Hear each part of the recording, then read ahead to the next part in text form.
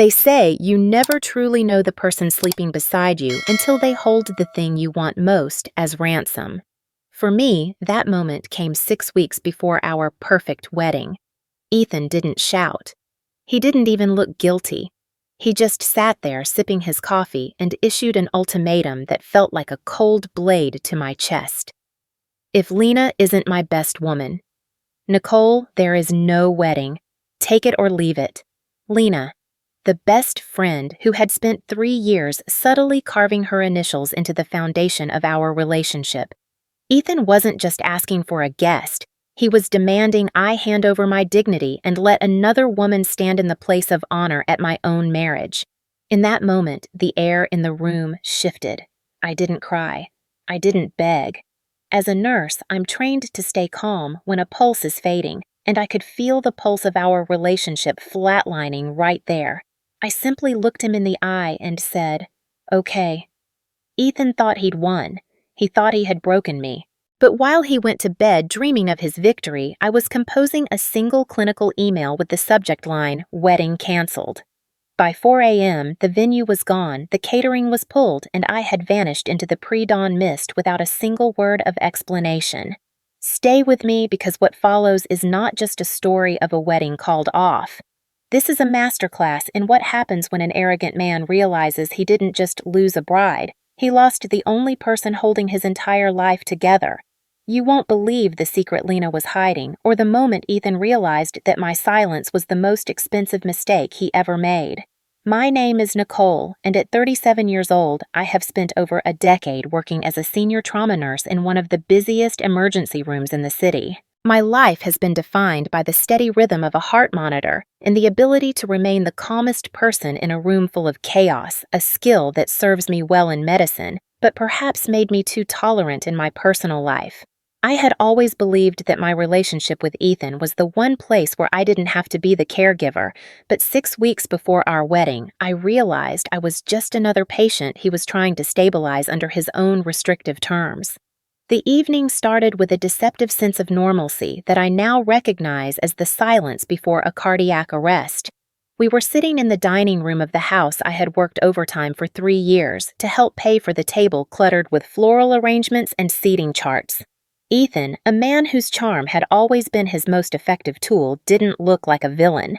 He looked like the man I loved right up until he slid a thick stack of legal papers across the mahogany surface. He called it a modern prenuptial agreement, a term that sounded sophisticated but felt immediately heavy. He spoke about maturity and protecting our future with a clinical detachment that would have been impressive if it weren't so terrifying. As I flipped through the pages, my eyes didn't catch on the financial figures or the division of assets. They stopped on a clause that felt like a physical blow. The document stated that Lena Ethan's platonic best friend of 10 years was to be granted a permanent, irrevocable guest suite in our marital home. More than that, she was to be consulted on major family lifestyle decisions, including investment properties and, most chillingly, the education of any future children. It wasn't just a legal document. It was a blueprint for a 3-person marriage. I looked up at Ethan, my heart rate remaining steady, even as my blood turned to ice. I've seen enough trauma to know when someone is trying to see how much pain a person can endure before they break. Ethan wasn't looking for a partner. He was looking for a host. When I asked him why on earth I would sign something that gave another woman a seat at the table of our intimacy, he didn't flinch. Instead, he leaned back and used that smooth, soothing voice he usually reserved for apologizing when he stayed out too late. He told me that if I were truly secure in myself, I wouldn't feel threatened by a guest suite. He framed my hesitation as a character flaw, suggesting that my jealousy was a sign that I wasn't emotionally ready for a high-level marriage. It was a classic power test, a psychological game of chicken, where he expected me to swerve just to prove I was the cool, supportive wife he had bragged about to his friends. He wanted me to sign away my peace of mind to prove my love a price that no person should ever have to pay. My nurse's training took over. In the ER, when a patient is spiraling, you don't scream at them. You observe, you assess, and you prepare the exit strategy. I realized that if I fought him now, he would just refine his lies. If I cried, he would call me hysterical. So I took a deep breath, looked at the signature line, and then looked back at him. I gave him the same calm, reassuring nod I give to families in the waiting room when the news is grim. I simply said I understand, Ethan. I see exactly what you're asking for.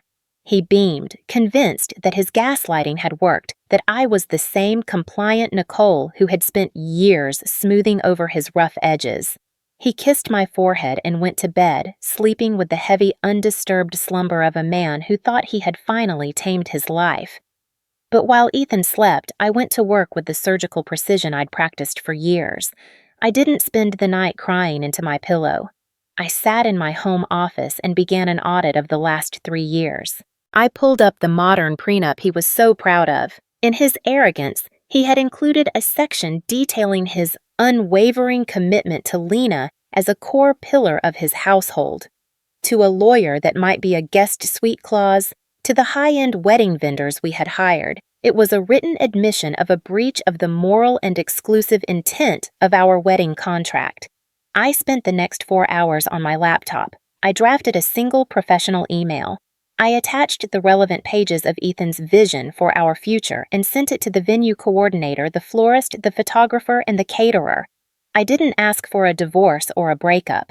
I simply informed them that due to a fundamental change in the terms of the union, the wedding was canceled effectively immediately. Because I was the one who had managed the finances and paid the majority of the deposits with my nursing bonuses, the refunds, the ones that weren't forfeit, were legally mine to claw back. I watched the confirmation emails roll in like a series of small, quiet victories. By 3 a.m., the house was silent, except for the sound of my own footsteps. I didn't take everything. I only took what was mine. My clothes, my books, the grandmother's clock. Ethan always complained was too loud, and the medical journals that represented my hard-earned career. I packed my car with the efficiency of an ambulance being prepped for a shift. I didn't leave a note on the nightstand. Notes are for people who want to be followed, and I was done being chased by Ethan's manipulative shadows. I looked at the engagement ring sitting on the kitchen counter, a sparkling piece of carbon that represented a debt I was no longer willing to pay. As the first gray light of dawn began to touch the windows, I pulled out of the driveway. I felt a strange, light sensation in my chest, the kind of relief that comes when a fever finally breaks. I wasn't Nicole, the fiancé who tolerated Lena. I was Nicole, the woman who had just performed a life-saving amputation on her own future. I checked into a quiet hotel near the hospital, signed in for a double shift, and turned my phone onto Do Not Disturb. I had given Ethan exactly what he wanted, a life without my jealousy or my insecurity. I had cleared the stage so Lena could have her guest suite in an empty house. Back at the house, the sun would be hitting the breakfast nook soon. The coffee maker would be clicking on a routine I had programmed months ago to make his mornings easier. Ethan would reach across the bed, expecting to find the warm, reliable presence of a woman who had spent years making him look better than he actually was.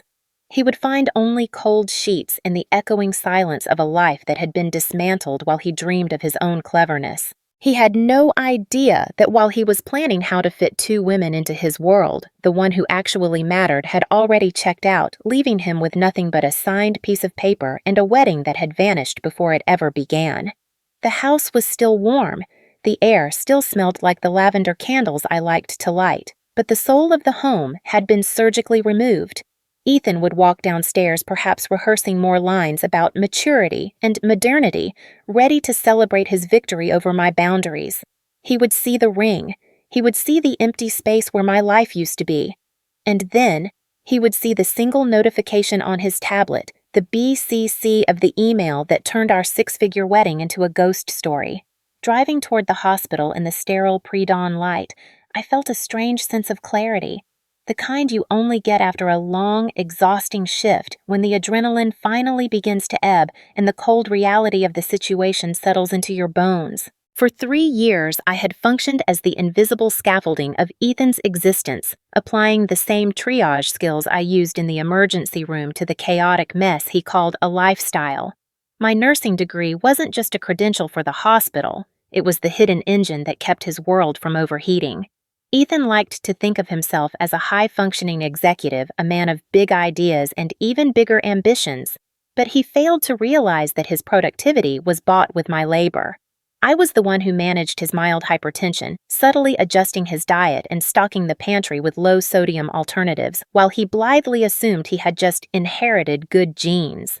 I was the one who sat on the phone for hours with insurance adjusters and medical specialists to coordinate his mother's complicated orthopedic surgeries, presenting him with a simplified calendar so he could show up for the important visits and look like the devoted son. Even our home was a machine I had built. I had spent weekends programming the complex smart home infrastructure, syncing the thermostat, security feeds, and automated bills to a central hub that I monitored with the same vigilance I gave a patient's vitals. Ethan lived in a world of frictionless convenience, never pausing to wonder why the lights always stayed on or why his prescription refills appeared on the nightstand exactly 2 days before he ran out. He had become a passenger in his own life, enjoying the luxury of being served, while I played the role of the silent, efficient technician. Then there was Lena, the best friend, who functioned as a parasite on the very stability I had sacrificed my sleep to create. Lena was the fun one because I was the responsible one. She could afford to be the spontaneous, emotionally available confidant who showed up for late-night drinks because she never had to worry about the logistics of Ethan's reality. She didn't have to know about his allergies, his mounting credit card debt from impulsive tech purchases, or the way his mood soured if the house wasn't perfectly silent after a long day. She occupied the emotional penthouse of our relationship, reaping the benefits of Ethan's best moods while I handled the structural repairs in the basement.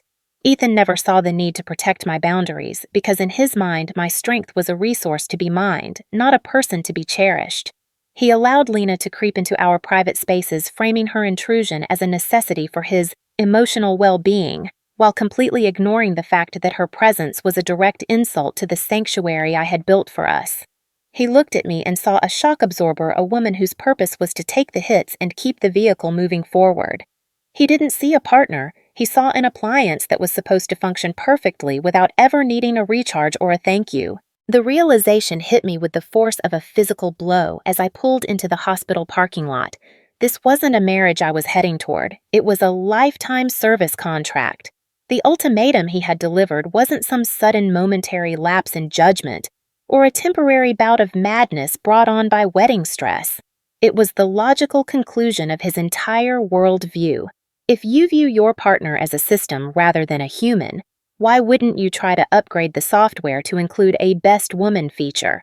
To Ethan, I was simply the platform upon which he wanted to build a more interesting life with Lena. He didn't think I would leave because people don't expect their furnace to walk out of the house in the middle of winter. He believed that my commitment to caregiving was an inherent weakness he could exploit, a tether that would keep me tied to him no matter how many layers of disrespect he piled on. He mistook my professional patience for personal submissiveness, never realizing that the same woman who can stay calm during a multi-car pileup also has the stomach to make the hardest, most permanent decisions when a situation becomes unsalvageable. I wasn't leaving out of spite. I was leaving because the cost of maintaining him had finally exceeded my own worth.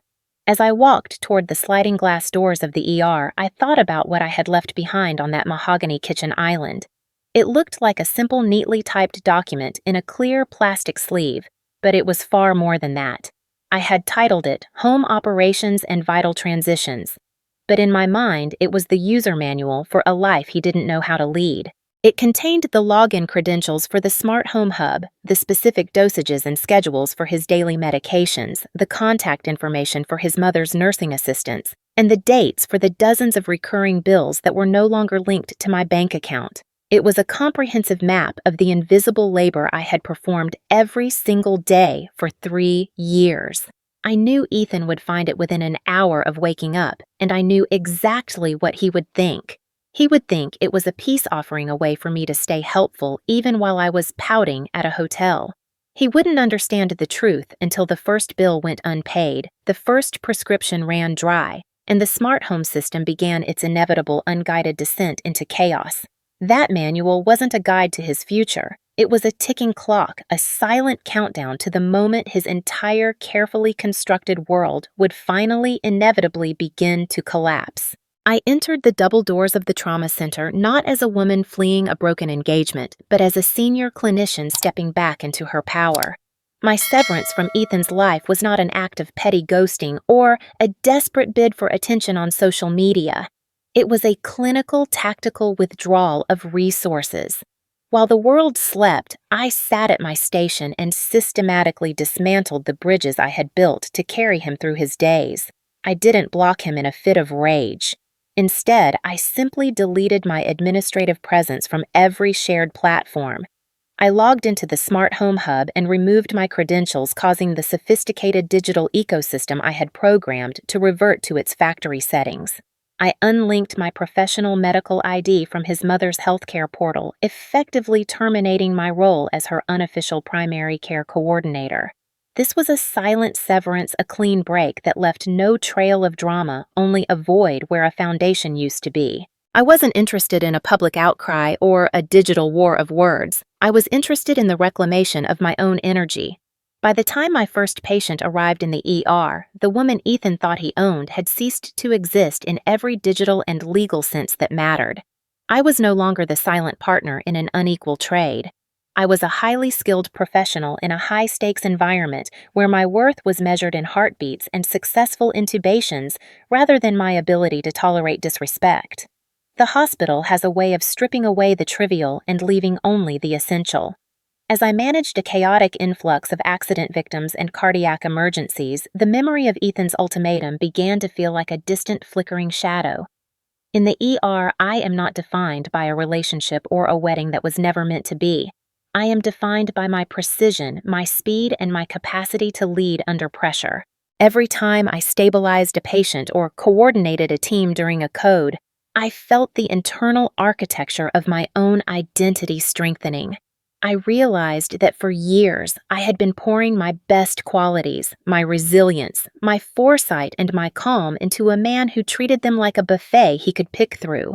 Returning to the grueling, rewarding reality of my shift reminded me that my value was never something Ethan gave me, and therefore it was never something he could take away. I saw the contrast between the life and death stakes of my profession and the shallow manufactured drama Ethan had tried to force upon me with his best woman demands. The peace that settled over me wasn't the absence of conflict, it was the presence of purpose. I was reclaiming the version of Nicole that had existed before I started shrinking myself to fit into the spaces Ethan left for me. While I found my rhythm in the hospital, the house I had left behind was beginning to experience its first major systemic failures. Ethan waking up late in a home that no longer hummed with my silent efficiency likely didn't even notice the change at first. He would have found the manual I left, but to a man who had never performed the labor, the instructions were just abstract concepts. The first cracks appeared in the small things the automated grocery delivery failed, because the linked credit card had been canceled. The smart home lighting stayed at a dim factory default setting because he didn't have the administrative overrides to change the schedule. Outside, the trash remained on the curb because he had never bothered to learn the pickup cycle, and inside, the silence of the house became heavy and suffocating. The bills that I had managed on autopay from my personal accounts for 3 years were suddenly overdue, and the subtle, constant stream of reminders for his mother's appointments stopped completely. Ethan was discovering that without my constant management, his life was not a well-oiled machine, but a disorganized heap of neglected responsibilities. He was learning that convenience is not a natural state of being. It is a service provided by someone else's effort. By the end of my 24-hour cycle, I was exhausted but entirely centered. I sat in the hospital break room watching the sunrise over the city and finally turned on my phone. The screen lit up with a dozen missed calls and a flurry of increasingly arrogant messages. Ethan's initial confusion had clearly curdled into indignation. He still believed this was a temporary tantrum that he could win through sheer persistence and a few more psychological jabs. He assumed I was waiting for him to reach out, that I was hovering over my phone, hoping for an apology that would let me come back and fix everything. He hadn't yet grasped that the person he was trying to reach was gone. His final message, sent just moments before I checked, was the height of his typical smugness. He wrote that he knew I was just testing his resolve, that I was being dramatic to get my way, and that he expected me home by dinner so we could move past this nonsense. I didn't reply. I didn't have to. I had already contacted my service provider to finalize the porting of my number to a private business line. As he hit send on his next follow-up, Ethan was met not with a response, but with a cold, automated system error, a digital notification that the number he was texting no longer belonged to the woman he knew. In the days that followed my disappearance, I remained a ghost to Ethan, but the echoes of his crumbling world reached me through the quiet observations of mutual friends who hadn't yet been purged from my life. I knew exactly how he would play it. Ethan was a master of the narrative flip, and he wasted no time telling anyone who would listen that I had suffered some sort of mental break. He painted me as unstable and overreacted over a simple request for his best friend to be involved in the wedding, hoping to garner sympathy as the jilted, confused groom. But his lies lacked the one thing they needed to survive my reaction. Because I wasn't there to defend myself, to argue, or to provide the emotional fireworks he expected, his story began to feel hollow and forced. The silence I left behind was a vacuum that pulled the truth to the surface. The first real crack in his facade didn't come from me, but from his own family. When his mother missed a critical follow-up appointment with her cardiologist I had spent 3 weeks coordinating with her insurance. The fallout was immediate. She didn't call me. She called Ethan, screaming that she had been left waiting for a transport service that never arrived because the account was linked to my defunct credit card. For the first time, his family realized that the crazy woman they were hearing about was actually the only person who had been keeping their matriarch safe. Their frustration shifted from my absence to Ethan's sheer incompetence, leaving him to scramble for answers he didn't have. As the external pressure mounted, the internal dynamic between Ethan and Lena began to disintegrate under the weight of a reality they were never prepared to handle. With me gone, Lena was no longer the fun alternative or the carefree best friend. She was the only person left to fill the massive void I had created. She quickly realized that being the center of Ethan's world was not a prize, but a full-time job for which she was woefully unqualified. She didn't want to spend her Saturday mornings arguing with the utility company or trying to figure out why the smart home security system kept locking them out of the front door. She had wanted the status of being the best woman at a lavish wedding, the prestige of being the most important woman in Ethan's life, but she had no interest in the grueling, invisible labor that made that life possible. The tension between them exploded as the house became a physical manifestation of their shared laziness. The dishes piled up, the mail went unopened, and the effortless charm they used to share was replaced by a sharp, biting resentment. Lena began to see that Ethan wasn't a powerful man who chose her. He was a dependent man who needed a mother figure, and she had no intention of being the one to do the heavy lifting. The fun couple was dying because the person who provided the fun was no longer there to bankroll the stability required to maintain it. Ethan's arrogance had led him to believe that his ultimatum was a tool for control, a way to reshape our marriage into a form that suited his every whim. He truly thought that by threatening the wedding, he would force me to lower my boundaries and accept a secondary role in my own life. Instead, he had succeeded in removing the only boundaries that had protected him from the chaos of his own nature. Without the structure I provided, his life resembled a house of cards caught in a sudden windstorm. He couldn't find his own tax documents, he didn't know the password to the homeowners association portal, and he was being hit with late fees for services he didn't even know existed. He had treated me like an appliance, something that functioned in the background without complaint, but he was learning the hard way that when the foundation of a house walks out the door, the walls don't stay standing for long. He had traded a woman of substance and loyalty for a woman of convenience and ego, and the exchange was proving to be a catastrophic financial and emotional loss. He sat in our half-packed house, surrounded by the ghosts of a future he had sabotaged, finally realizing that the power he thought he held was entirely dependent on my willingness to stay and be diminished. The final collapse came less than a week after I left. I received a short-clipped message from a friend who had been helping Lena move some of her things out of Ethan's guest suite, the very suite he had demanded for her in the prenup. It seemed the reality of living with an unmanaged Ethan was far less romantic than the idea of it. The house had become a battlefield of blame, with Ethan demanding she help with the chores I used to do, and Lena mocking him for his inability to take care of himself. The woman he had risked everything for, the woman he had tried to force into the center of our marriage, had reached her limit. She didn't stay to help him rebuild. She didn't stay to prove her loyalty. She packed her bags while he was out trying to negotiate with the florist I had already canceled. When he returned, he found her standing by the door with her suitcases, her face filled with a mixture of pity and exhaustion. She didn't offer him a hug or a promise to stay in touch. Instead, she looked at him with a cold, clear-eyed realization and told him that she liked him much better when Nicole was around to fix everything, leaving him standing in the middle of a cold, silent house, truly alone for the very first time. After Lena walked out on him, leaving the wreckage of his arrogance in her wake, Ethan's messages shifted from smug entitlement to desperate begging, a transition I watched with the same clinical detachment I'd used to monitor a patient's declining vitals. He pleaded for a conversation, for a chance to explain everything, and for the first time in 10 days, I decided to grant him his request, but strictly on my terms. I chose a high-traffic cafe in the heart of the business district, a neutral public space where his penchant for dramatic manipulation would be muffled by the professional hum of the afternoon crowd. When I arrived, I didn't feel the frantic heartbeat of a woman meeting her fiancé. I felt the steady, grounded pulse of a woman who had finally stepped out from under a collapsing roof. I hadn't spent the week crying or plotting revenge. I had spent it sleeping, working, and reclaiming my own peace. As I sat down across from him, I knew I looked radiant, not because of some vengeful makeover, but because the heavy, suffocating weight of his entitlement had been lifted from my shoulders.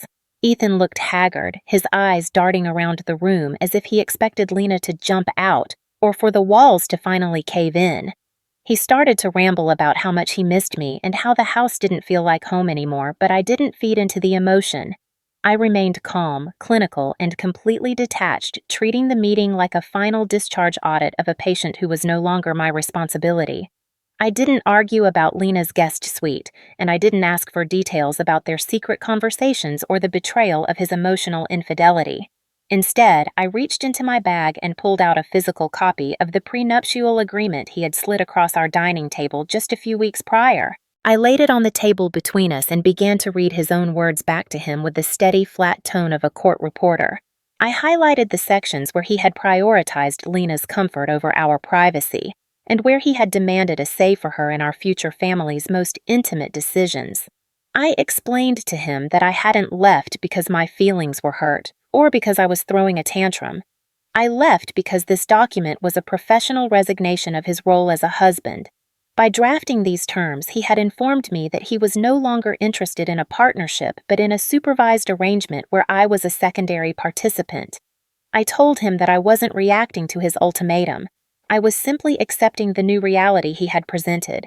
It was the mirror effect. I was reflecting his own logic back at him, and for the first time, he was forced to see how ugly and transactional his modern ideas truly were.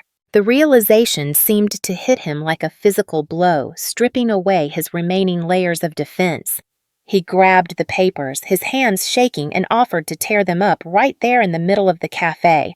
He promised that we could forget the prenup, that Lena was gone for good, and that we could go back to exactly how things were before that night. I looked at him and felt a genuine pitying smile spread across my face. I told him that the wedding wasn't canceled because of a piece of paper. It was canceled because of the man who held the pen. Tearing up the document wouldn't change the fact that he was the person capable of writing it in the first place. I had spent 3 years fixing his mistakes, managing his life, and anticipating his needs, but I told him I had finally realized that I couldn't fix a soul that didn't value me. I stood up feeling lighter than I had in years and placed the bill for my coffee on top of his folded prenup. I didn't wait for a rebuttal or a final plea. I simply walked toward the door, leaving him with the cold comfort of the document he had once thought would give him total control. As I stepped out into the bright afternoon sun, Ethan watched me go from behind the glass, finally realizing that I hadn't just moved out of his house. I had evolved entirely past his reach, and there was no amount of begging that could bring me back down to his level. Moving past that final meeting was like recovering from a long-term illness. The world seemed brighter, and for the first time in years, the only life I was responsible for sustaining was my own. The money I had clawed back from the wedding deposits funds I had earned through grueling double shifts and holiday bonuses became the seed money for my new horizon. I transitioned my clinical expertise from the trauma unit into a private wellness consultancy designed specifically for women who, like me, had found themselves drowning in the invisible ocean of emotional labor exploitation. I didn't want to just be a nurse anymore. I wanted to be a strategist for the soul. My business flourished because I spoke a language that millions of women recognized but few had the courage to name. I taught them how to identify the men who treat a woman's competence as a commodity to be consumed rather than a quality to be respected. I wasn't looking for a replacement for Ethan, nor was I scouring dating apps to fill a void. I found that there is a profound, almost sacred beauty in one's own company when that company is no longer being drained by a parasite. My success was built on the foundation of my own self-respect, and every time I helped a client set a boundary that saved her future, I felt the final traces of Ethan's influence vanish from my system. I had moved from saving lives in the ER to helping women reclaim their lives before they ever reached a breaking point. A year later, the echoes of Ethan's life still reached me occasionally, though they felt like news from a foreign country I had no intention of revisiting. The decay of his reputation had been slow but steady, a natural consequence of a man who lacks the internal machinery to function without a woman's constant maintenance. Without the stability I provided, he had been unable to keep up with the demands of his executive role. The missed deadlines and forgotten obligations I used to manage for him eventually caught up, leading to a quiet exit from his firm.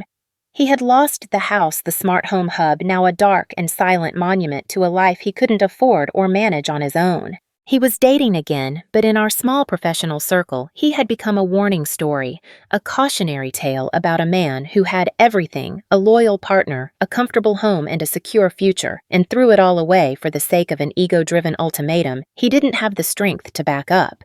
He was still the same man looking for a new system to plug into, but the women he encountered now were smarter, warned by the silence I had left in my wake. He was truly alone, not because of some grand act of vengeance on my part, but because he was simply incapable of existing as a whole person, without someone else doing the work of living for him. Today, I find myself standing on the balcony of a beautiful apartment that I bought with the fruits of my own labor and the clarity of my own vision. As I look out at the sunset, I reflect on the hard-won wisdom that only comes after surviving a collapse. I realized that when a partner gives you an ultimatum that insults your soul, it isn't a challenge for you to overcome or a puzzle for you to solve. It is a confession. It is the moment they finally tell you exactly who they are and exactly how little they value your humanity. Ethan thought his threat would make me fight for him, but he failed to understand that a woman who knows her worth doesn't fight to be disrespected. Sometimes the most powerful, most devastating thing a woman can do is say absolutely nothing, leave the ring on the counter, and simply disappear. There is a magnificent strength in silence, a roar in the act of walking away without a backward glance. My legacy isn't the wedding that didn't happen, it is the life that did. I saved myself that night, and in doing so, I created a space where I could finally breathe, grow, and succeed on my own terms, far beyond the reach of a man who thought I was just an appliance. Looking back at the woman I was in that dining room 6 weeks before a wedding that was meant to be a prison, I feel nothing but gratitude for the cold clarity that saved me. We are often told that love is about compromise, but true love never asks you to compromise your dignity or your right to be the primary occupant of your own life. If you find yourself in a room where your worth is being negotiated like a business contract, remember that the door is always there and you are the one holding the key.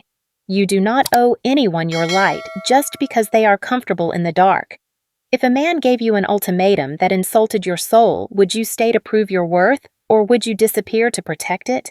Share your story in the comments. Thank you for following this journey of resilience and reclamation.